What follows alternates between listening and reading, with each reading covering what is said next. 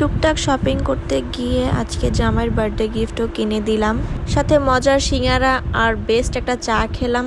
আশা করি ভিডিওটা সবাই লাস্ট পর্যন্ত দেখবে। আসসালামু আলাইকুম এভরিওয়ান, কি খবর তোমাদের সবার? আশা করি সবাই ভালো আছো। কয়েকদিন আগে যে অনেকগুলো ড্রেস বানিয়েছিলাম সেখান থেকে একটা শার্ট বের করে নিয়েছি, আর ড্রেসের সাথে কালার ম্যাচিং করে প্যান্ট আর স্কার্ট বের করে নিলাম।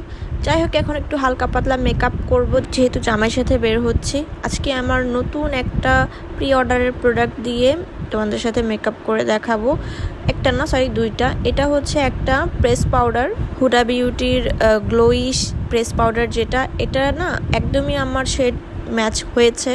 তবে এটা ইউজ করার পর দেখলাম যে এটার মধ্যে শিমার কিছু একটা অ্যাড করা, যেটা আর কি স্কিনে ইউজ করলে গ্লো দিবে। এটা ম্যাট ফর্মুলার না। আর সাথে এখন ইউজ করতেছি হুডা বিউটিরই গ্লোইশ যেই ব্লাশ, ওইটা ইউজ করতেছি। এটা একটা পিচি টাইপের শেড। দুইটাই আমার প্রি অর্ডারে ছিল, দুইটাই একসাথে দিয়ে গেছে, তাই ভাবলাম যে আজকে এটা দিয়ে একটু মেকআপ করে যাই। আমার সব কিছুই ঠিক লেগেছে, বাট আমার কাছে যে প্রেস পাউডারটা মনে হলো যে একটু লাইটার শেড হলে হয়তো ভালো হতো, কারণ এটা ইউজ করার পর মনে হচ্ছিল যে আমি কোনো কালচে টাইপের কিছু একটা ইউজ করেছি। তবে আই থিঙ্ক যে এটা অন্যভাবে ইউজ করলে ঠিক হবে, তো ওইটা আমি অন্যভাবে ইউজ করেও দেখব। আর যারা অ্যাফোর্ডেবলের মধ্যে একটা বেস্ট লিপ লাইনার ইউজ করতে চাচ্ছ, তোমরা কিন্তু চাইলে এভারলির যে লিপ লাইনারগুলো আছে ওইগুলো ইউজ করতে পারো। অনেক বেশি পিগমেন্টেড আর কালারগুলো খুব সুন্দর। রিজনেবলের মধ্যে ওয়ান অফ দ্য বেস্ট একটা লিপ লাইনার এটা। যাই হোক, আমরা দুজনেই এখন রেডি হয়ে গেলাম। আমি তোমাদের ভাইয়ের জন্য ওয়েট করছিলাম বাইরে দাঁড়িয়ে, আর চেক করছিলাম সূর্যের আলোতে মেকআপটা কেমন লাগে। তবে নাম যেহেতু গ্লোইশ, অবশ্যই গ্লো দিবেই। অনেক সুন্দর গ্লো দিচ্ছিল। দেন ভিডিও করতে করতে দেখলাম যে আমার ননদ চলে আসলো ভার্সিটি থেকে। এরপর আমি ডিরেক্ট চলে আসলাম রাজলক্ষ্মী HM প্লাজায়। এখান থেকে ব্লাউজের কাপড় কেনার জন্য অনেকগুলো দোকান ঘুরে আমি একটা দোকানে কিছুটা কালার ম্যাচিং করতে পেরেছি শাড়ির সাথে। আর অলরেডি কিন্তু ঈদ কালেকশন উঠে গিয়েছে। গজ কাপড়গুলো যে কি পরিমাণ সুন্দর, আমার তো কতগুলো পছন্দ হয়ে গিয়েছে। পরে মনকে বুঝ দিয়ে চলে আসলাম লেসের দোকানে। এখানে ব্লাউজে হাতায় আর গলায় দেওয়ার জন্য লেস নিব। দেন ফার্স্টে আমি এই লেসটা দেখতেছিলাম, পরে অবশ্য অন্য আরেকটা লেস দিয়েছি গলার আর হাতার জন্য, এটা নিয়ে নেই। ওটা ব্লাউজ রেডি করার পর তোমাদের সাথে শেয়ার করব। সামনেই আমার কাজিনের বিয়ে, তখন পরলে তোমরা দেখতে পারবে। দেন আমরা চলে আসলাম স্বপ্নতে। এখানে এসে বডি স্প্রে দেখছিল তোমাদের ভাইয়া, কারণ তাকে আজকে আমি তার বার্থডে গিফট কিনে দিব। ওর বার্থডে গিফটটা এখন পর্যন্ত আমার দেওয়া হয়নি, তাই ভাবলাম যে আজকেই কিনে দিই। এখানে নাকি ওর কোনো কিছু পছন্দ হচ্ছিল না। পরে আবার আমরা গিয়েছিলাম আগোরাতে, ওখানে গিয়ে ওর একটা পছন্দ হয়েছে, দেন ওইটা নিলাম। নিয়ে চলে আসলাম আমরা চা এন্ড চিলে সিঙ্গারা আর চা খাওয়ার জন্য। চা এন্ড চিলের সিঙ্গারা আর চা তো বরাবরই বেস্ট। তো এটা একটা নতুন ফুড কার্টের মধ্যে ছিল, তো এখানে আমাদের আজকেই প্রথম আসা হয়েছে।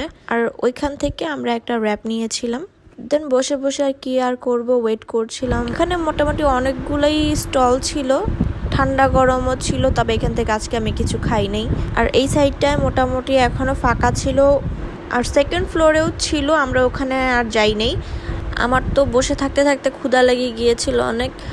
আর আমার মেকআপটা দেখে তোমাদের কি মনে হচ্ছে আমাকে একটু কমেন্ট করে জানাও তো, যে আমাকে আরেকটু লাইট শেড হলে ঠিক ছিল নাকি এটাই ঠিক আছে।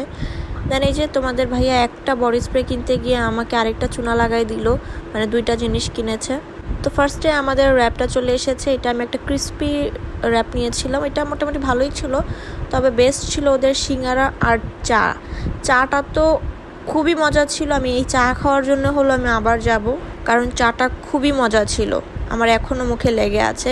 এরপর বাসায় যাওয়ার সময় হুট করে তোমাদের ভাইয়া বলল কি এখানে একটা মেলা হচ্ছে, চলো যাবা।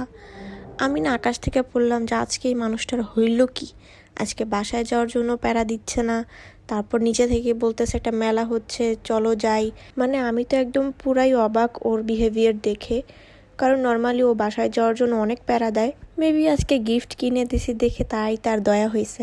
যাই হোক, উত্তরা 5 নম্বর সেক্টরে এখানে একটা বসন্তের মেলা হচ্ছিল, এটা আরও কয়েকদিন আগের ভিডিও, তখন এই বসন্ত মেলাটা হচ্ছিল। তো এখানে আমি ঢুকে আমার প্রথমেই চোখ গিয়েছে এই আংটিগুলা, তারপর ইয়াররিং, লকেট, ব্রেসলেট এই স্টলটাতে। এখানে এত সুন্দর সুন্দর কিছু জিনিস ছিল, আমার মনে হচ্ছিল আমি সব কিছুই নিয়ে যাই।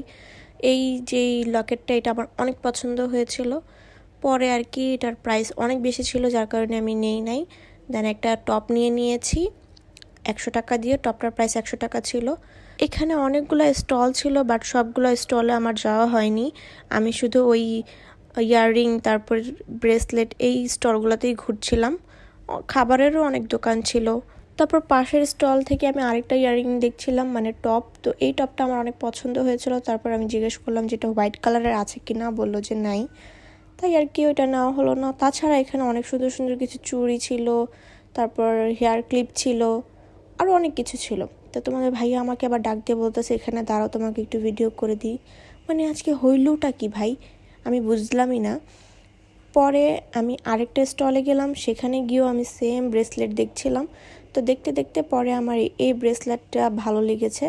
এটা আবার হাতে পরে দেখলাম যে ভালোই লাগতেছিল।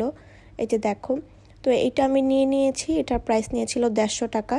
এখানে আমরা বেশ কিছুক্ষণই ঘুরলাম। তারপর একটা গাছের স্টল চোখে পড়লো, এখানে সব ইনডোর প্লান্টস ছিল।